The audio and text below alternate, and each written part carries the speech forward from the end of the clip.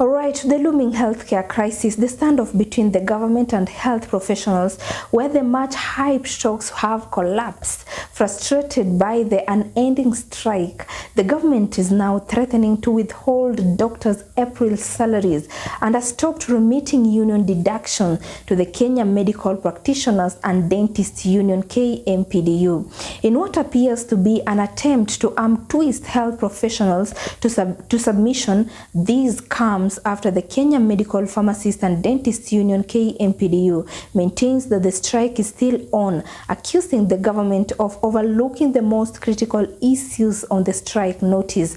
According to KMPDU Secretary General Dr. Davji Atela, the issue of medical interns is a deal breaker, adding that they are willing to lose the whole cake than have pieces of bread. Listen in.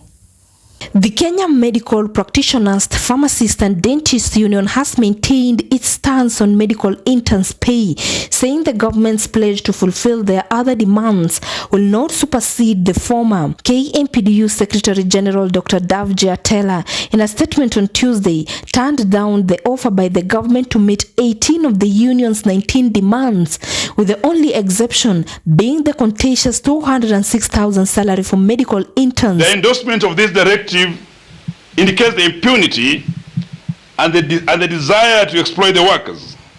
We will not accept illegality and anything that's conniving with the government. Dr. Atela underscored the plight of the interns while referring to them as the most vulnerable group, saying the union is willing to compromise on all other demands so long as the young medics' remuneration is achieved. We know very well that the money we are demanding for doctor interns is only the entertainment allowance for these cabinet secretaries. We are not at any point going to support exploitation of workers. We are not at any time going to support wage slavery, because we know that our vulnerable members, the intern doctors, once they are touched, once they're exploited, the next step will be to the doctors working in the hospitals. The next step will be the consultants. If you violate a document that is legal, like collective bargaining agreement, the part of doctor interns, which part of it is safe? KMPDU Deputy Secretary General Dr. Dennis Miskela reiterated Dr. Atela's remarks while urging Health Cabinet Secretary Susan Nakhumicha to take 3.4 billion Kenya shillings from the 6.1 billion Kenya shillings offer from the government and use it to pay medical interns. What our members have sought us to get is get a complete concurrence of a return to work formula. 10-point plan, complete with graphs and figures, not cherry-picked things that the whimsical ideologies of a few people sitting across the table. That said, we are willing to lose everything but maintain our integrity. According to Dr. Miskela, the doctors will be more than glad to accept the remaining 2.7 billion Kenya shillings so long as the interns are taken care of. If the worst comes to worst, they can even keep the 6.1 billion in total, because we will not allow ourselves to be those beneficiaries of crumbs under the table in a country that we call independent, that has systems and structures that should be in obeyance of labor laws, its statutes and its procedures. The remarks by the union bosses came as a rejoinder to the government, which accepted the doctors to give their stand on the 41-day-long strike following the conclusion of the negotiation through the Whole Nation Approach Committee chaired by Head of Public Service Felix Koskei. Discussion, you remember, from 21st March, we had a meeting. On 27th March, we had a meeting. And the latest meeting that we had was where we had candid discussions, and we had largely agreed on almost all the issues except one. All the issues, in fact, the issues that were concerning the counties were cleared 100%. The issues that concerned national government were all cleared except one, the issue of payment of interns.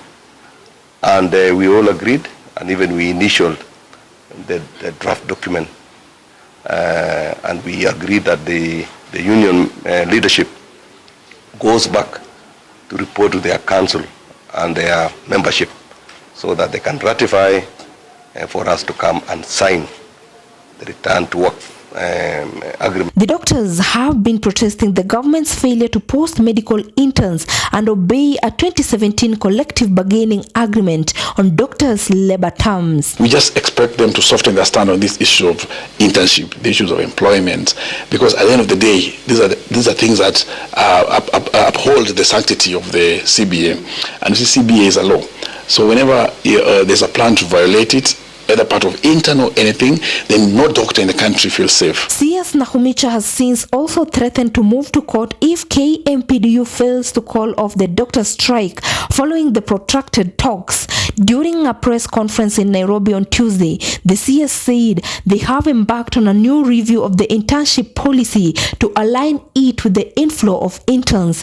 She said the health ministry has 3.5 billion Kenya shillings salary arrears accrued from 2017 to June 2024, which will be paid in 5 installments. Follow up to the doctor's refusal to call off the strike, we have instructed our council to immediately move to court and file the status reports as to what we had agreed to and initialed on as a return to work formula. Equally, we will be asking our council to appeal to the court to review the orders that had been issued initially so that we are allowed to take the necessary action to ensure that Kenyans continue to enjoy healthcare services. Kuwa na maswala 19 ambayo walihitaji yatatuliwe.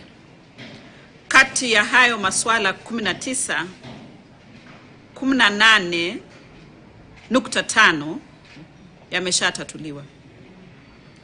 Na katika kutatuliwa huko, pesa taslimu shilingi bilioni 6.1 zimepeanwa kwa madaktari.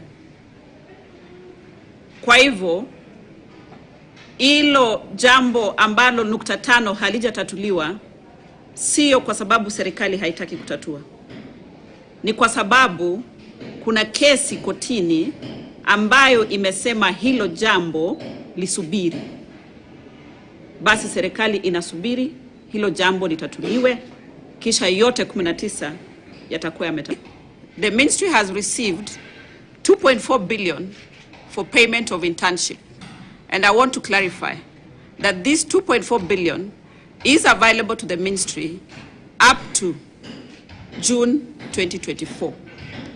So the offer of 70,000 for those interns who need to be posted is still available, and this offer shall have to be renegotiated after June 2024. However, Governor George Natembeya has threatened to sack striking doctors in Trans Nzoia County and recruit doctors from neighboring Uganda to fulfill their posts. The county boss has made clear his intention to recruit doctors from East African region if doctors in the county continue to strike, citing the paralysis of health services in public health facilities for the second month in a row. According to Natembeya, his administration had met all the doctors' demands and wondered why they had refused to return to work.